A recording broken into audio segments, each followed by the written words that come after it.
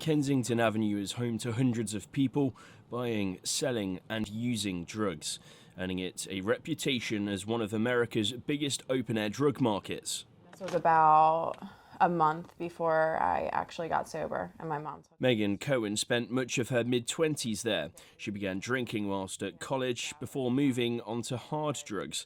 That quickly spiraled into a serious addiction that changed her life. Things that I said that I was never going to do, like steal from my mom, those things started happening. And then it was like, oh, I'll never sell drugs, or I'm never going to do heroin, or I'm never going to smoke crack. And then those things happened. Megan says she went through the recovery process more than 70 times before getting sober, but for many people that never happened. 1,276 people died as a result of a drug overdose in Philadelphia in 2021, the most ever recorded by the city in 1 year. Non-profit organisation Prevention Point has been helping drug users in the city for 3 decades.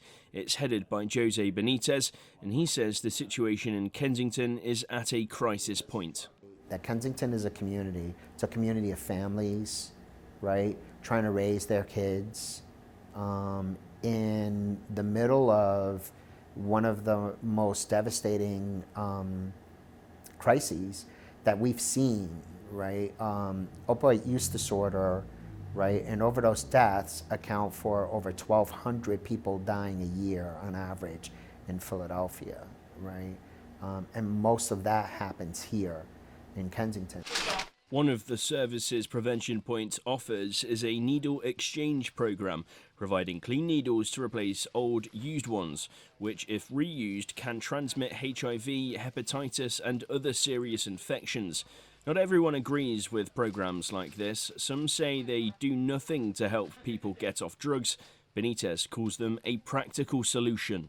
An 8-cent syringe can save us millions of dollars in taxpayer money, and still in 2022, that syringe exchange program is still controversial.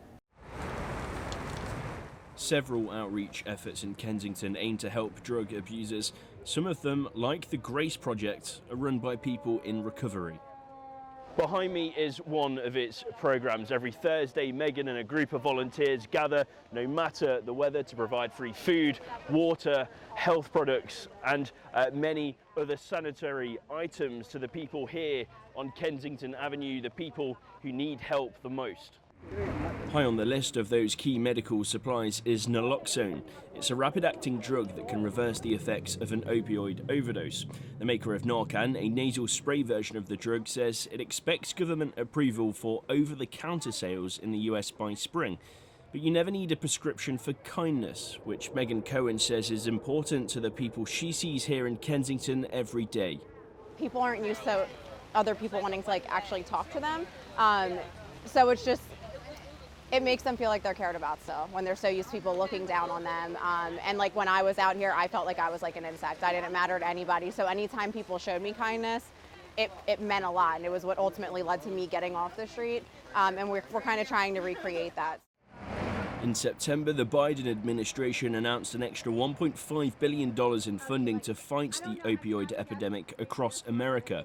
The aim is to give people trapped in places like Kensington Avenue a way to unlock a brighter future, one without addiction. Chris Jones, CGTN, Philadelphia.